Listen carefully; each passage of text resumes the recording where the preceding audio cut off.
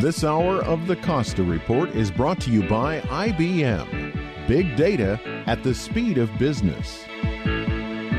Welcome to the Costa Report. I'm Rebecca Costa, and thank you for joining me for another 2 hours of Straight Talk Radio. I want to extend a special greeting to our men and women in uniform who are tuning in over the internet, and welcome new listeners in Boston, Florida, and Idaho. Thank you for being with us. In just a moment, former Senator of Texas Phil Gramm will be joining us to talk about the growing debt crisis we face in America, and also, having served as both a Democrat and Republican in our nation's capital, what can be done to bridge the growing partisan divide. But before Mr. Gramm joins us, as is my custom each week, let me tell you a little about his background. William Phillip Gramm was born in Fort Benning, Georgia. Gramm received his undergraduate and doctorate degrees from the University of Georgia. He taught economics at Texas A&M from 1967 to 1978, while also operating his consulting firm, Gramm & Associates. In 1978, Gramm was elected as the U.S. representative for the 6th Congressional District in Texas, and he was reelected again as a Democrat to 2 additional Congresses. Then in 1983, Gramm resigned his post and surprised everyone by running as a Republican for his vacated seat and winning. In 1984, Gramm was elected to the U.S. Senate, the first candidate to receive over 3 million votes in Texas history, and he was reelected again in 1990 and 96. He served on the Senate Budget Committee and also the Committee on Banking, Housing, and Urban Affairs, where he was known for his strong stance on deregulation. Mr. Gramm left office at the end of 2002 and joined Swiss global financial giant UBS as vice chairman. It's my pleasure to welcome to the Costa Report economist and former senator for the great state of Texas, Mr. Phil Gramm. Welcome to the program, Mr. Gramm. Thank you, Rebecca.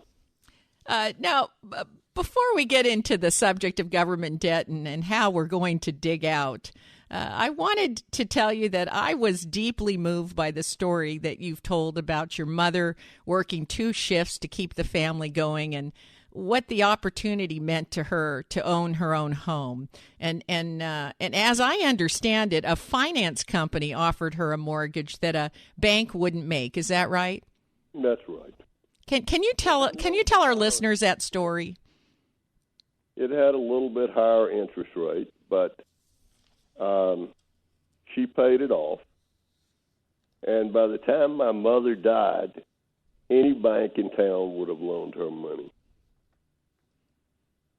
So at the time, what was it about your mother's situation that a bank didn't find her able to qualify for a mortgage? Well, I don't remember the exact details. I was a boy at the time. Mm-hmm. My mother was a widow woman and worked as a practical nurse. And so I don't know exactly what part of the qualification that she didn't fit, but she didn't feel like some injustice had been done. She got a mortgage through a finance company and worked hard and paid it off. Right, and she did not begrudge the fact that she was paying a higher interest rate because probably she understood that mortgage company was in the business of taking a greater risk, and they compensated for that by charging a little bit more in interest. Yeah, as far as I know, if you go back in my family, mm-hmm. I'm not sure that my mother was not the first person in our family to own her own home. I don't know that because I've not gotten into the whole genealogy thing and looking back at my people, but she did buy the house. She did pay it off, and when it was paid off, she bought another house.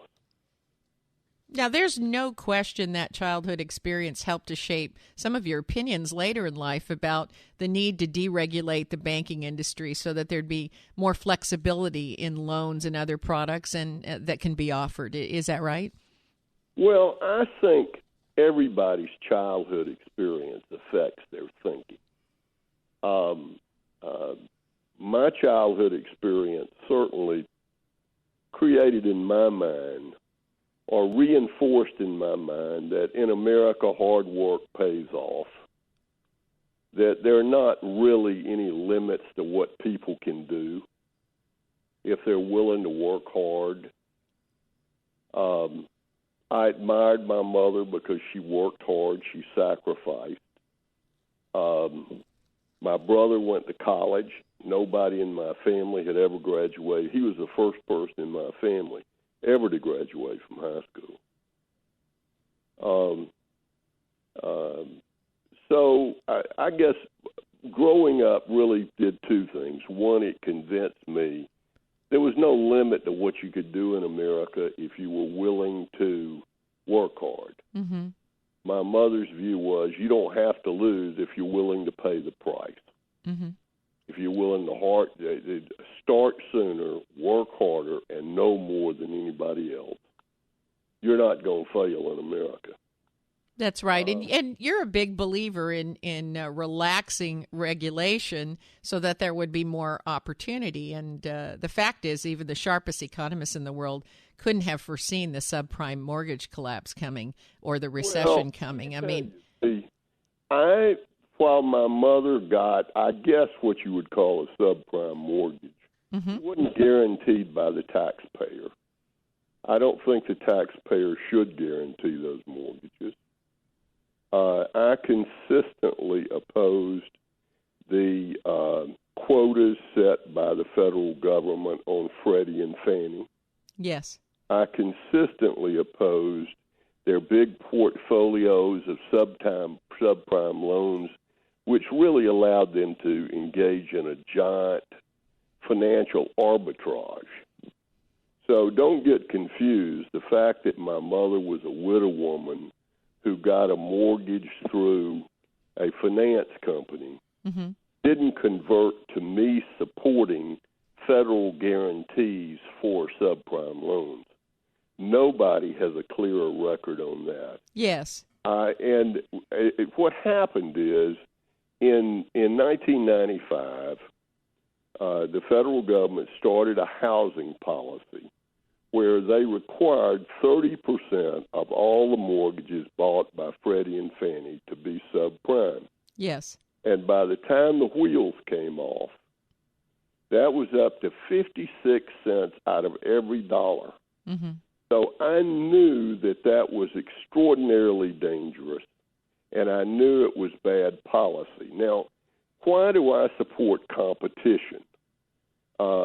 I support competition because I have found that government tends to be the source of inefficiency and inequality.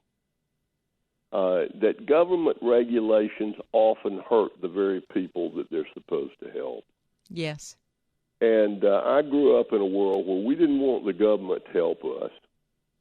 We didn't want the government to take care of us. I want my grandchildren to be successful. I don't want them taken care of. I want them to take care of themselves. I want them to take the responsibility. I think that's part of what being an American is about. I do too. I think we're all used to working hard and knowing what the risks are, but overcoming that risk is part of the great American heritage, even from our founding fathers. They faced great risk and they worked hard and they overcame those risks, and that was a lot to be proud about. We have to take a short break. When we come back, we're going to find out what can we do about all of this government debt that's piling up. Our guest today is Phil Gramm, and we'll be right back. You're listening to the Costa Report.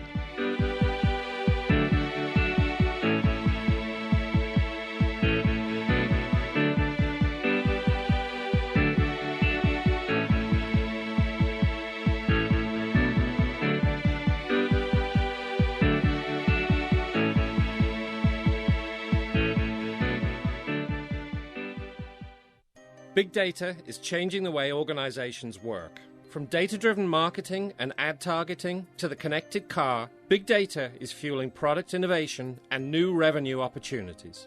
It's creating a culture in which business and IT leaders join forces to realize value from all data. They infuse analytics everywhere and make speed a differentiator, gaining competitive advantage from faster, more informed decisions. Leading organizations are creating new business models, developing new roles, and defining new big data architectures, including an infrastructure that can manage and process exploding volumes of structured and unstructured data, in motion as well as at rest, while protecting data privacy and security. Find out how IBM Big Data and Analytics can transform your business. Visit www.ibm.com/bigdata today.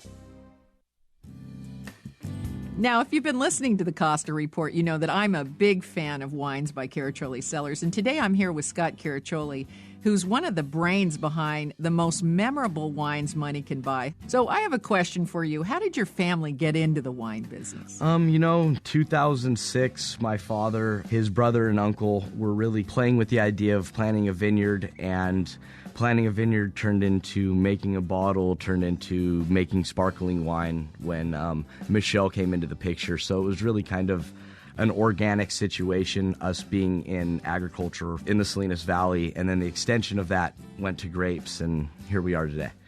To find out more about Caraccioli wines, visit us at www.caracciolicellars.com or stop by our tasting room in downtown Carmel, California. That's Caraccioli Cellars, Caraccioli, Cellars, where one bottle is never enough.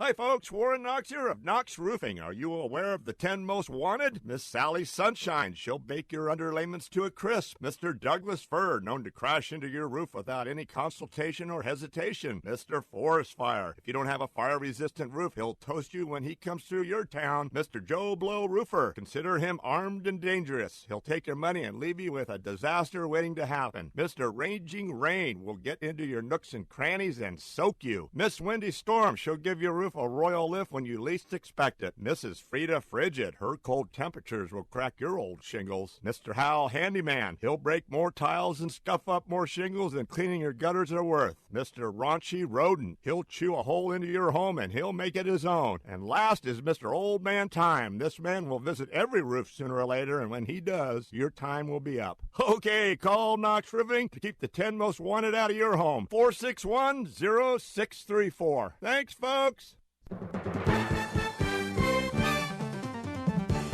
Well, it's not the silver, but it is only 1 year short of the 25th anniversary of our ownership of your and our favorite radio station. This Saturday, January 31st, and celebrate we will. 24 years of wild rides with never a dull moment. Well, not too many dull moments, of mostly engaging and rarely boring audio content for everyone. And we are only just getting started.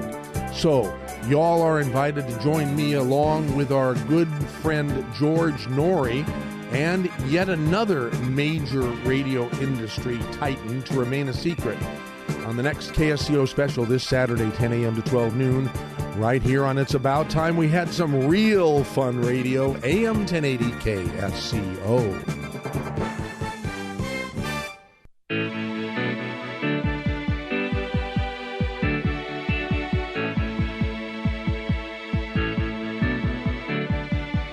Welcome back to the Costa Report. I'm Rebecca Costa, and my guest today is former Senator from Texas, Phil Gramm. And before the break, you were making the point that often government regulations hurt the very people that they're designed to help. And you've also previously pointed out that many people are under the impression that if you have more regulations, that you'll have fewer mistakes. Yeah, well, normally what regulations do is they force business to devote resources to meeting the regulation rather than meeting the needs of their customers. And look, I am in favor of a sound system where people are held accountable for what they say and what they do and what they promise. But I think that, and a perfect example is our current regulation of the banking system. We had a financial crisis because the government force-fed subprime loans to people that in the end couldn't or wouldn't pay them back. Yes. And those loans were securitized and, in essence, injected into the arteries of the financial system of the world. And so when those loans failed and the securitized instruments that had been built on them started to dramatically fall in value, it destroyed the financial base of the country. But the problem came from government housing policy. Now, what happened was that of all the areas that were dealt with in Dodd-Frank in the name of responding to the financial crisis, nothing was ever done about Freddie and Fannie. Mm-hmm. Nothing was ever done about community reinvestment that, in essence, pressured banks to make bad loans. But instead, a massive expansion in government regulatory power occurred in areas that had nothing to do with the financial crisis, like securities firms, mm-hmm. Most insurance companies, hedge funds. You may like them, you may not like them, but they didn't have anything to do with the financial crisis. And I would have to say that banks were as much victim as villain, probably more victim than villain. Mm-hmm. But what happened is it became an opportunity to massively expand government power over banking. It had been an agenda among progressives for 100 years, and the financial crisis gave a reason to do it. And so what we have now is we have a financial system that is largely controlled by the federal government. At your large banks that are deemed systemically significant, meaning if they failed, it would have an effect on the economy, you literally got hundreds of bureaucrats embedded into these companies. It sort of reminds me of the old Soviet system of political officers in companies. Well, I'll tell you, proof that of everything that you're saying is Ben Bernanke went to refinance his house and he couldn't qualify. Yeah.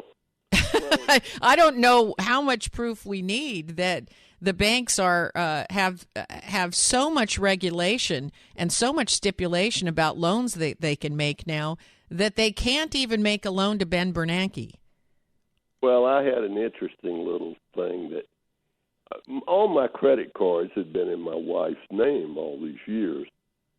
And so I decided to get a credit card, and I discovered, I assumed, since I didn't owe any money on anything, that I must have great credit.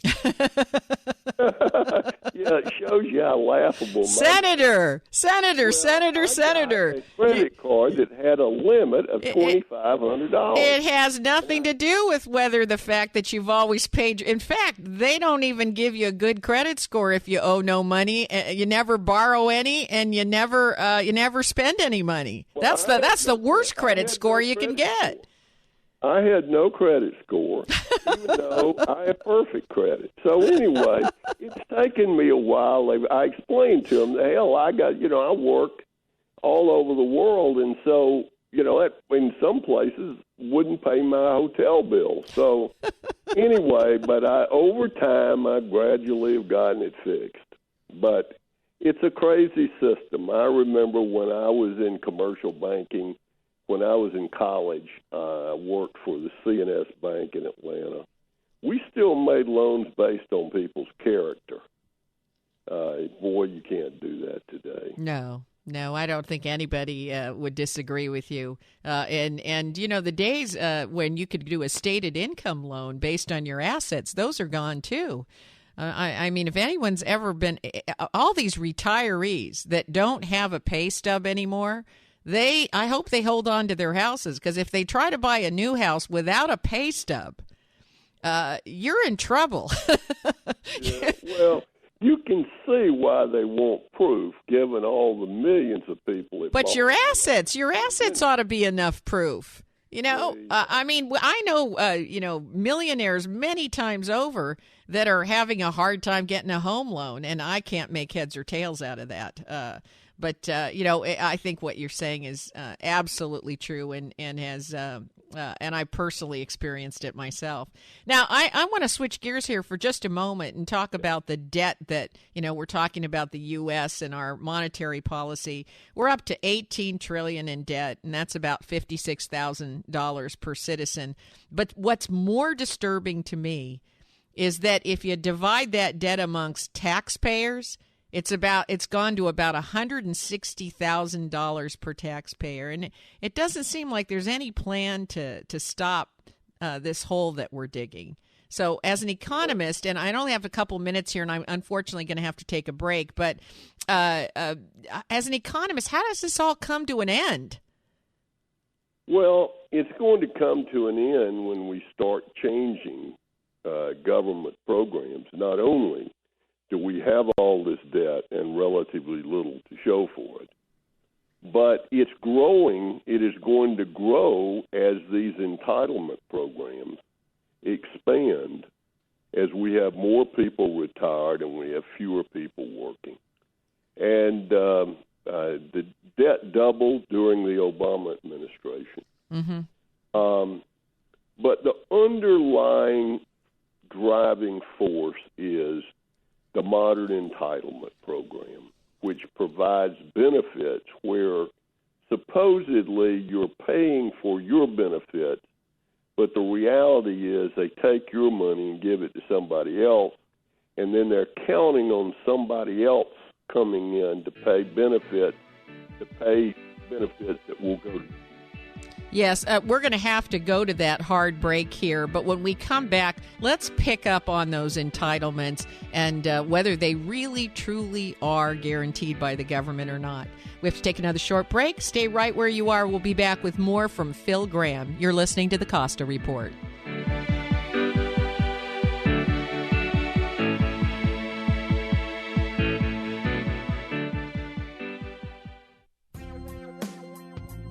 If you listen to the news today, you might come away with the impression that our biggest challenges are political and economic. But if this were true, then countries which have different political and economic systems would be facing different problems. But they aren't. Every government and every nation is struggling with job creation, debt, immigration, climate change, terrorism, healthcare, energy, and wild swings in financial markets. So something else must be going on.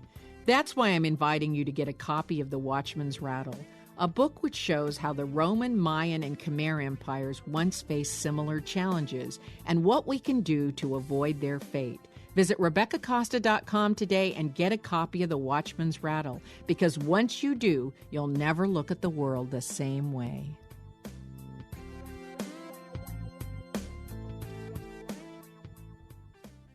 Hi, registered pharmacist Ben Fuchs here. I've been studying healthy bodies for 35 years, and what I've got to tell you may shock and surprise you, but if you listen up, it may change your life. The symptoms of PCOS, which stands for polycystic ovarian syndrome, are caused by the many cysts which produce lots of both male and female hormones. Excessive production of female hormones are associated with bad periods, sometimes no periods, bloating, weight gain, obesity, moodiness, sluggishness, while the excessive male hormones she produces can cause oily skin, acne, sometimes hair on the chest and back, thinning hair on the head. The hormones secreting cysts are themselves associated with insulin and blood sugar, and most PCOS PCOS patients have oftentimes undiagnosed pre-diabetic signs. That means PCOS needs to be first treated as a sugar processing problem, and secondly, PCOS patients who usually have underlying digestive problems are going to want to look here too. PCOS patients should focus especially on fat malabsorption, gallbladder and liver health issues, as well as the health of the intestine. Vitamin C is helpful for all hormone health issues, and you want to make sure you're getting fatty vitamins too, especially vitamins E and A. Lecithin granules with fatty meals can support fat metabolism, and it wouldn't be a bad idea to finish off all meals with a little apple cider vinegar, which can stimulate the secretion of fat digestive enzymes from the pancreas. Probiotics can be helpful, as can supplemental bile salts and digestive enzymes. Think zinc,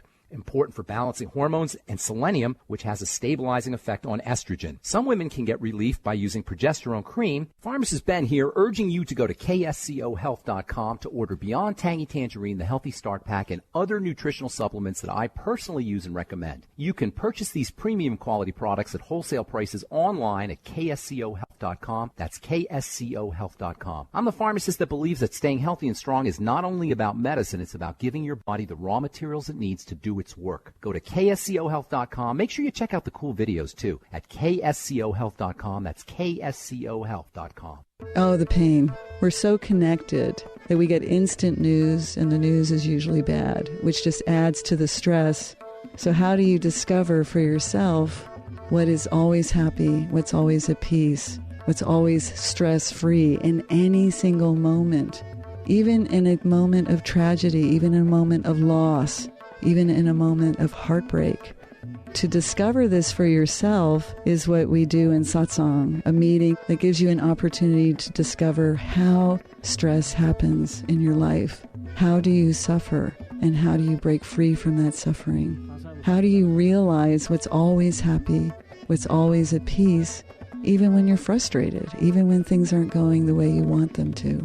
Find peace, an end of suffering, and the pure happiness that lives in the core of your being at Kosi's Satsang, Thursday the 29th in Carmel. Details at kosi.co. Find peace, an end of suffering, and the pure happiness that lives in the core of your being.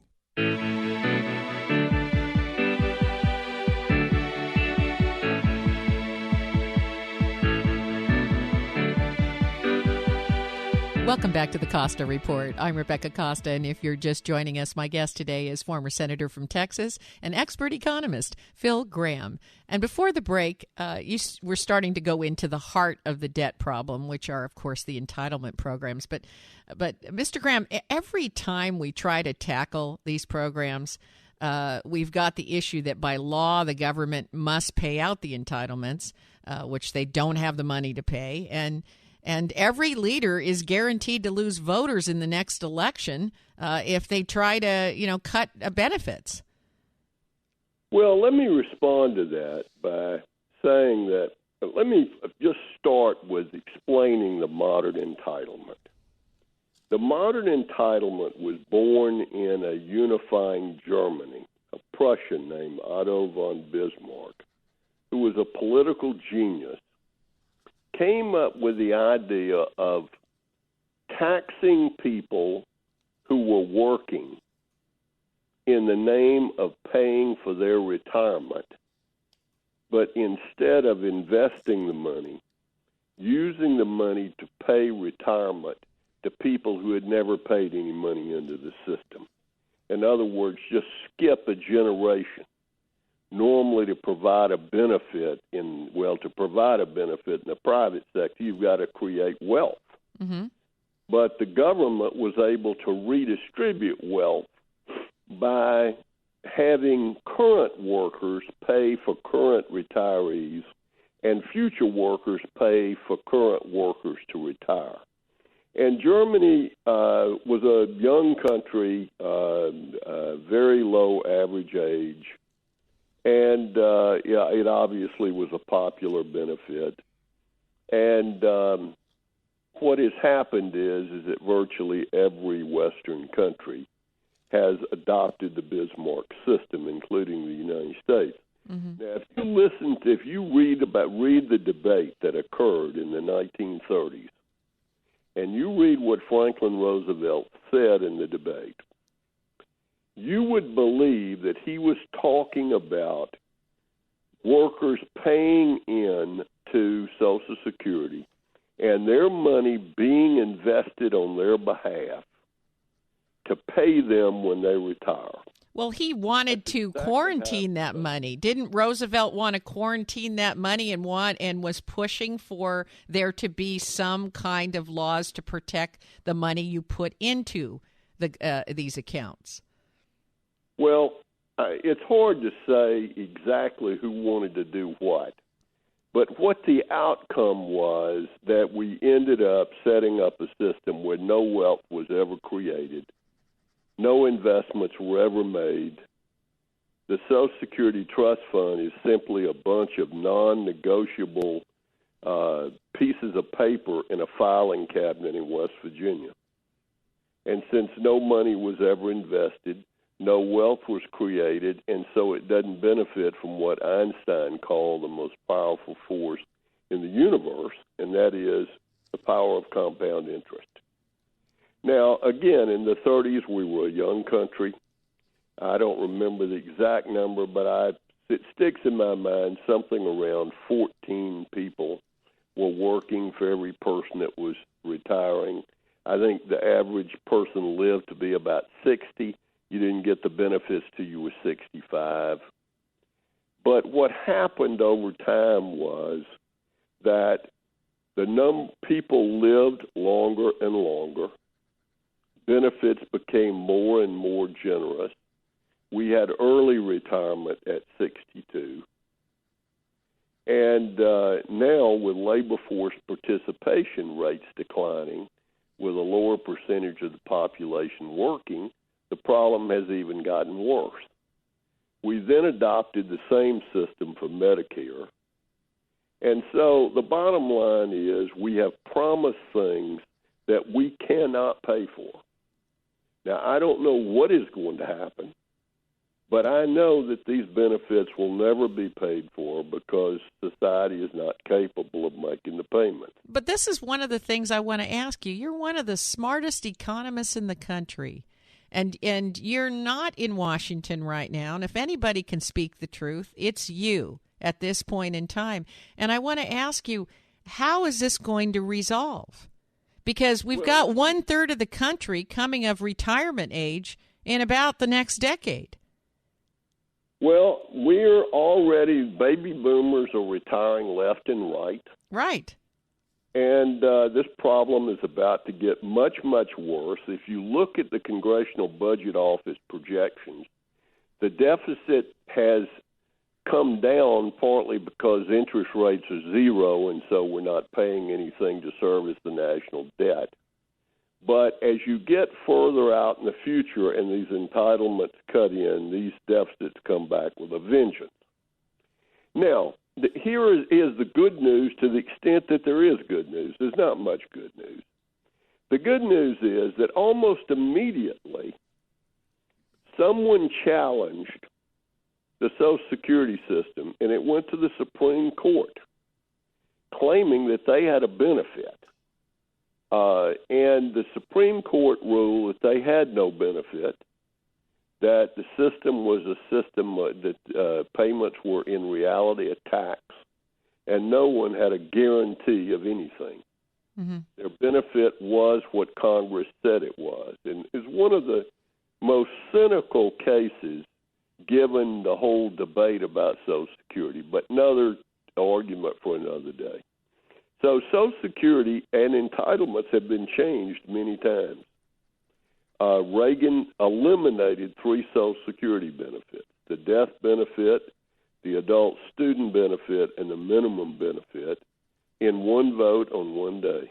Mm-hmm. He worked out an agreement with Tip O'Neill on a bipartisan basis. I was in Congress. I supported the agreement that raised the retirement age from 65 to 67. Mm-hmm. We're still phasing it up right now. So what do we need to do? Well, I think the thing that should be most disturbing to people is that we really know what we've got to do. We've got to raise the retirement to 70. the retirement age to 70. People are living longer, and they're going to have to work longer. People are healthier. We've got to do something about setting standards for disability. The disability rolls have exploded under the Obama administration. You've got some unions where over 50% of union members qualify for disability when they retire early. Mm-hmm. So we've got to raise the retirement age to more reflect the lives that people are living. We've got to raise the early retirement age from 62 to 65. We have a price index that we use to index Social Security. President Clinton changed it once. He updated it. Mm-hmm. President Obama has proposed making a change in it. But basically, the problem with the index is it assumes as relative prices change that you continue to buy the same things. Well, we know that's not the case. Yes. And so the consumer price index overcompensates people for inflation. Mm-hmm. And that needs to be fixed. Mm-hmm. Now, in terms of Medicare, the problem is much, much harder. We're moving in all the wrong directions. Obama's cut Medicare to fund his health care program with no real reforms whatsoever. Mm-hmm. So we got to give people a stake in the game where with co-payments and deductibles, they make choices. And I know that that's hard, but the government's going to make choices if we don't make them. That's a very good point. We either turn them over to people to choose those options or the government will choose them for us. Now, we have to take our final break, but we'll be right back after these important messages from our sponsors. You're listening to the Costa Report.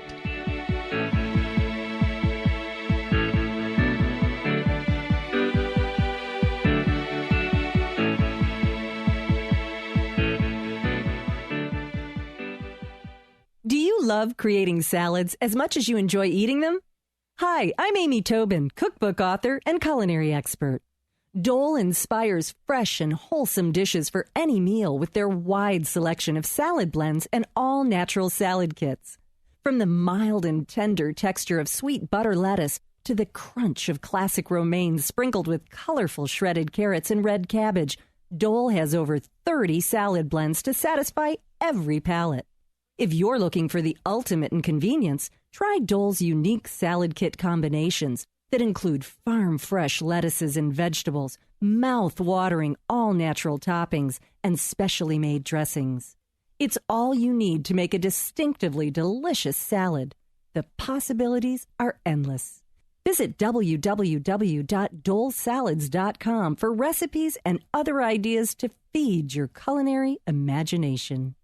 If you're wondering what to do with all that data you're creating, do I have an offer for you? Tableau is drag-and-drop software that people of any skill level can use to analyze and turn data into something actionable. That's right, I said actionable. And isn't that what all that data is for? With Tableau, you can connect to any data in virtually any format and visualize it on the fly. Databases, spreadsheets, even big data sources are instantly combined into usable charts, graphs, reports, and dashboards. People can analyze data and drag and drop at 10 times the speed of a traditional business intelligence system. But the most impressive thing about Tableau is that anyone can use it. And just to prove the point, you can get a free 14-day trial from Tableau just by mentioning you heard this ad. But do it now, because this offer won't last. For your free 14-day trial, visit Tableau at tableau.com/Costa. That's tableau.com/Costa. Tableau software. What's your data trying to tell you?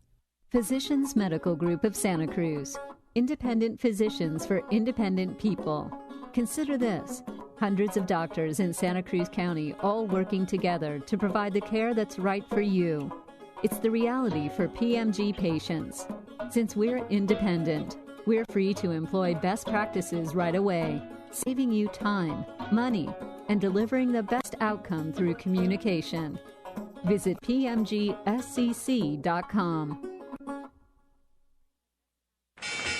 I don't care what they say. If you own a business, you did build that. You faced the tough challenges and you made the smart calls. So if your business is growing and you need more space, make the smart call today. General Steel. Our buildings have been used around the world, saving our customers as much as half the cost and time of conventional construction. As much as half. If your need is for storage and manufacturing, sure, we're the best. But with our custom exteriors and designs, General Steel buildings are used as offices, churches, retail stores, and more. Imagine a 5,000 square foot building for less than $35,000, or even 10,000 square feet for an unbelievable price under $75,000. These are prices you just can't ignore on a building designed specifically for you. Make the smart call and call General Steel today at 898 Steel. Save as much as half the cost of conventional construction and own the space you need. Call 898 Steel. That's 800-987-8335.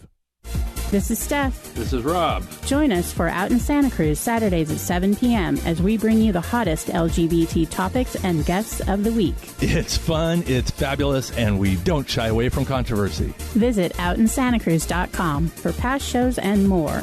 And follow us on Facebook and Twitter. Remember, join us on Out in Santa Cruz at 7 p.m. Saturdays on KSCO AM 1080. I'm Steph. I'm Rob. And you've been queered.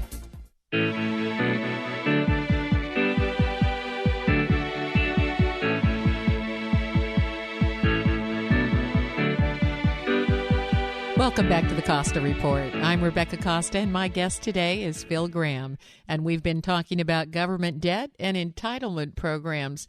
So let me move on to another subject and ask you about tax cuts. Going back to the Reagan era, you've been very consistent about advocating tax cuts as a way to get the economy moving forward. So where do you see these tax cuts are needed most? Where would you start? Well, I think what I would do in the current environment that we find ourselves is to do a tax reform program like we did in 1986 on a bipartisan basis, where we go through the tax code and take out all the special interest provisions and use all the savings that come from that to lower rates and do it across the board so that the system is not more progressive or less progressive than it was before. People forget, with all this talk about fairness, that the top 10% of American taxpayers pay a larger share of the total federal income tax burden in America than they do in France. So we already have a very, very progressive tax system. Mm-hmm. So what I would do is to simply go through the tax code and eliminate every provision that is in there to help some interest other than the public interest. And on ones where you've got such a strong political base for them that you can't eliminate them, like the deductibility of mortgage interest rate. Yes. Rates, at least eliminate the ability to deduct interest on two homes. Put a cap on it if the idea is to help middle-income people. Have it help middle-income people. Mm-hmm. Quite frankly, I would rather have lower rates than deductions, because to get the benefit of deductions, you got to do something you may not want to do. So we could, if we did this right, you would have tremendous unhappiness as we went through the tax code and took out subsidies for this, that, and the other. But in the end, you would have a much more efficient system that was a lot fairer and that encouraged people to work, save, and invest. That's what Reagan did in 1986. That passed with an overwhelming bipartisan vote. There is strong support for it in Congress, much of it on a bipartisan basis. The sticking point to this point has been President Obama's demand that in return for doing it, that we raise taxes, which is a non-starter. So the purpose of tax reform is not to raise taxes. The purpose is to collect taxes in a more efficient manner. And everything we do on taxes ought to be aimed at one thing: raising the revenues we need while influencing the economy the least. That ought to be the guiding principle. But you bring up a good point, and you've been on both sides of the aisle. You started out as a Democrat. You later ran as a Republican.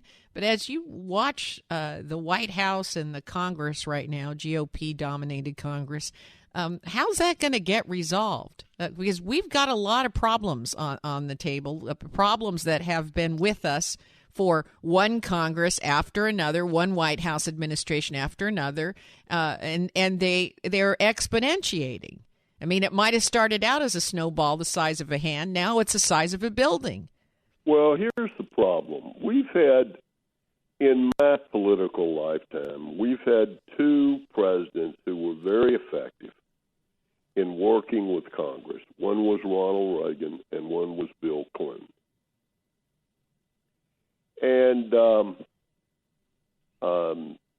when you compare Bill Clinton's State of the Union address, the January after the Democrats lost control of both houses of Congress, yes, with Obama's State of the Union address, the January after Democrats lost control of the Senate and therefore didn't control either house, the difference is just absolutely stark.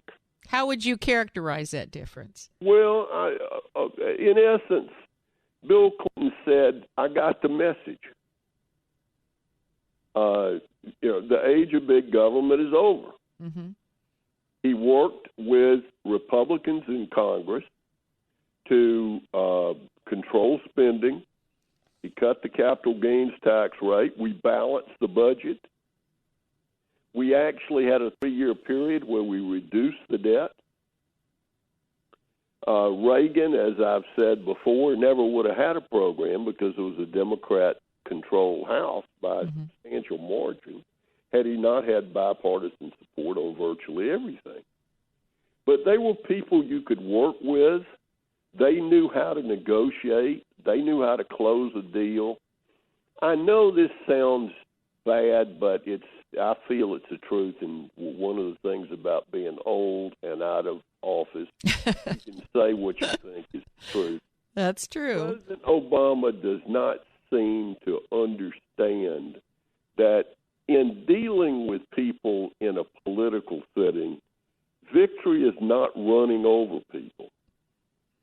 If you're going to have to deal with the same people the next day, I never found it to my advantage as a senator to make enemies.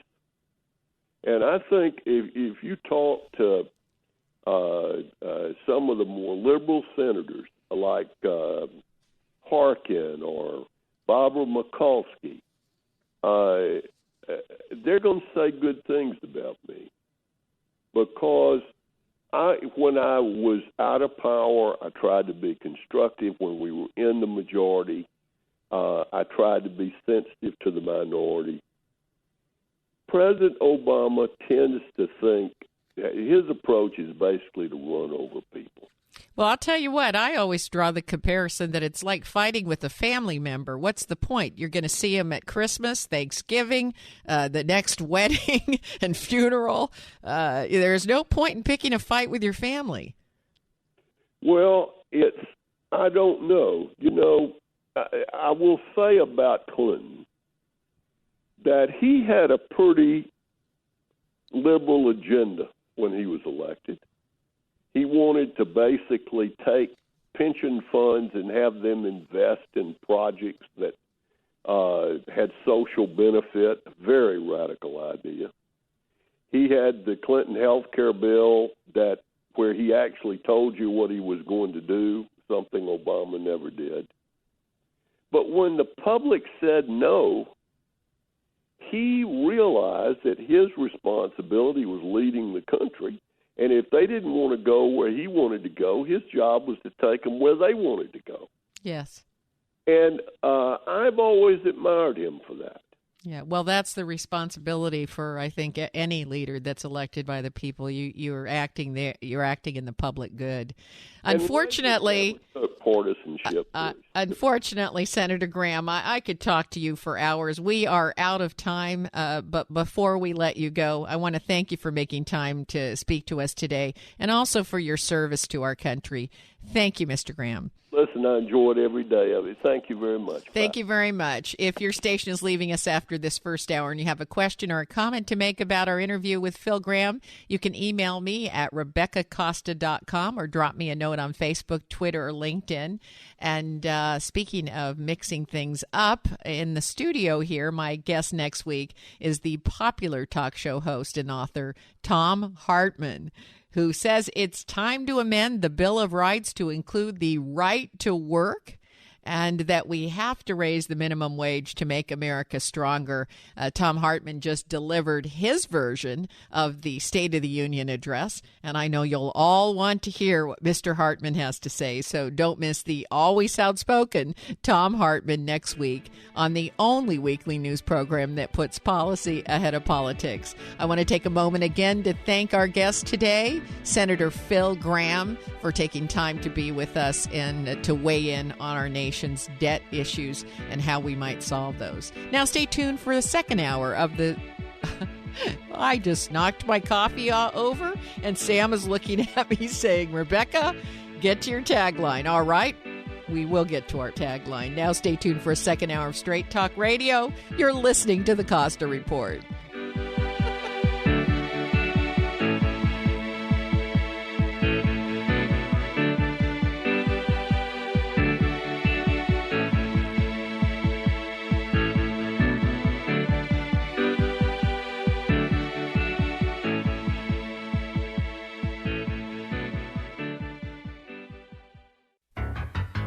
Have you checked out the Costa Report blog yet?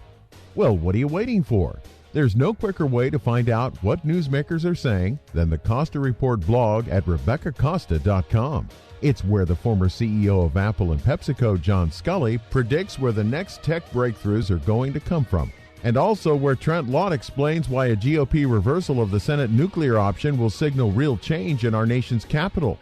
And the Costa Report blog is where you'll discover why Alan Dershowitz is worried that ISIS is adopting Hamas-like tactics. You'll find all this and more at the Costa Report blog. A new blog is posted every week, and they're short, pithy, and tell the unvarnished truth. Just go to RebeccaCosta.com to get the latest blog. That's RebeccaCosta.com. And while you're there, be sure to register for updates and breaking news. The Costa Report blog, bringing you the news the big networks don't and won't.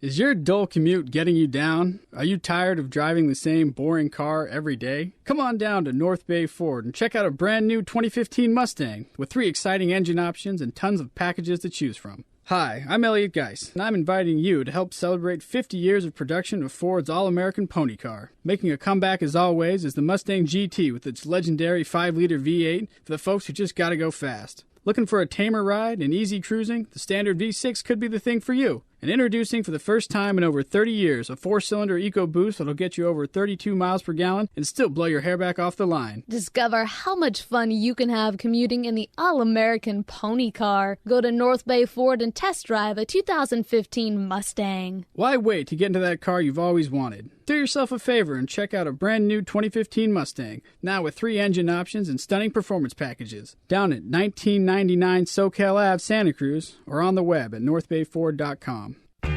Serving Northern California for over 65 years. This is KSCO Santa Cruz.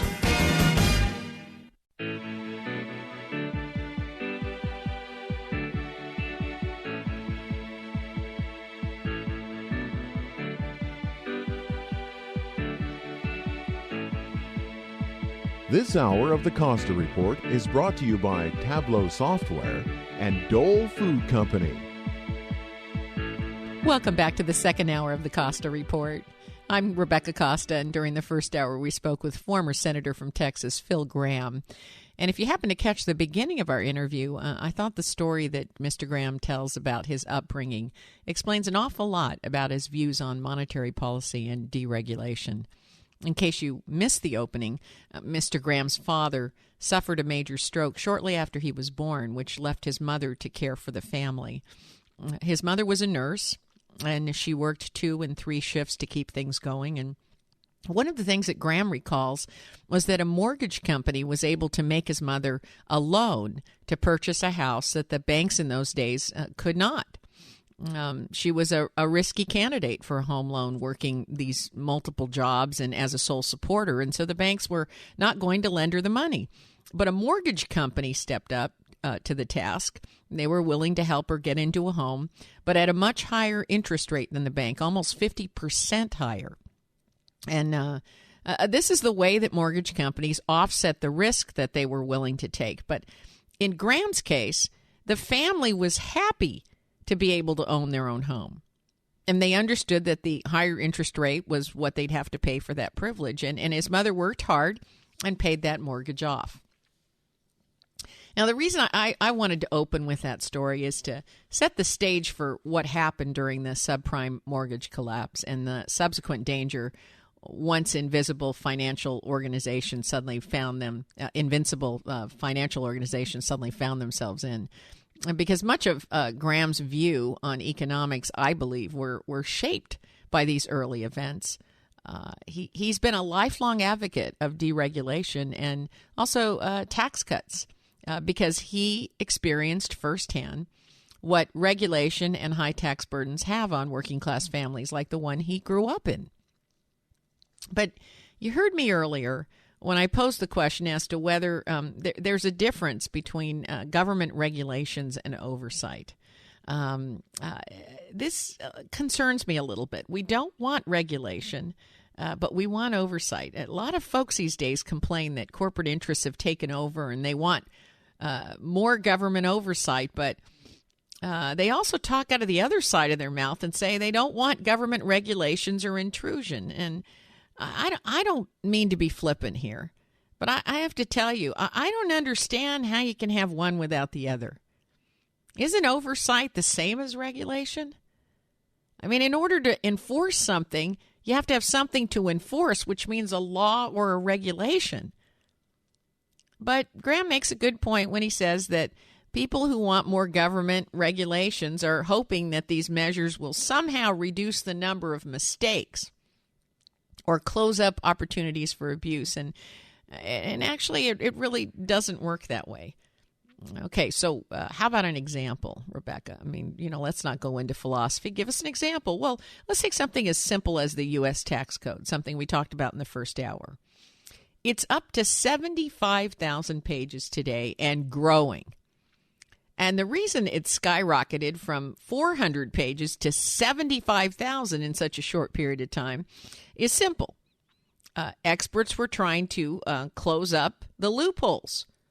And the more special interests got into the tax code through lobbying organizations, the more loopholes had to be closed up. And so it's just morphed to 75,000 pages. But let's stand back and look at the situation this has really created.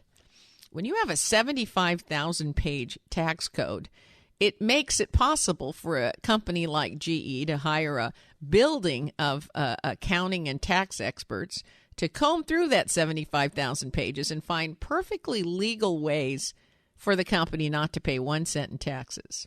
Whereas the average laborer who self-files, he'll pay the highest bracket that they fall into because they can't hire expensive experts. I mean, maybe they can get somebody who just took a course at H&R Block to help them fill out and self-file. But they certainly aren't going to get the best experts and the best tax attorneys in the country. They can't afford to do that. My point's an easy one.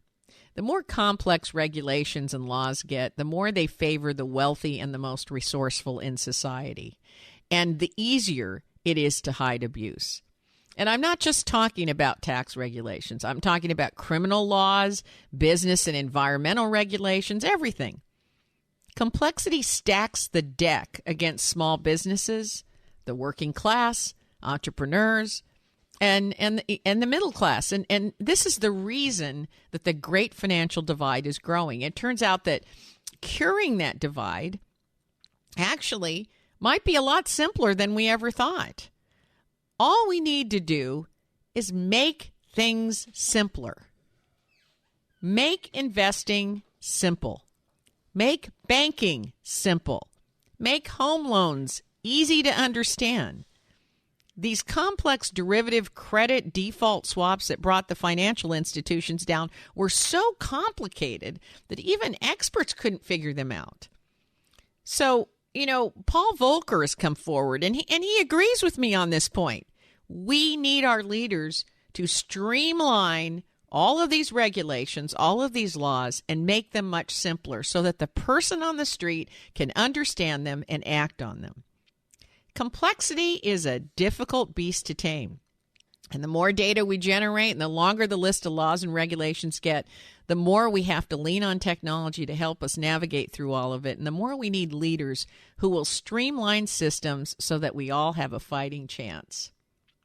Now, it seems to me that every time I turn around, there's a new update from my credit card, a new tax or service I'm getting charged for, a new kind of bond or ETF or mutual fund. I'm inundated with so many things that I should know about that there's hardly any time anymore to enjoy life and smell all those beautiful roses along the way. And what a shame. On that note, we're going to take another short break, and when we come back, Sam Quentin and Bill Graff will be joining me for our weekly roundtable. You're listening to the Costa Report.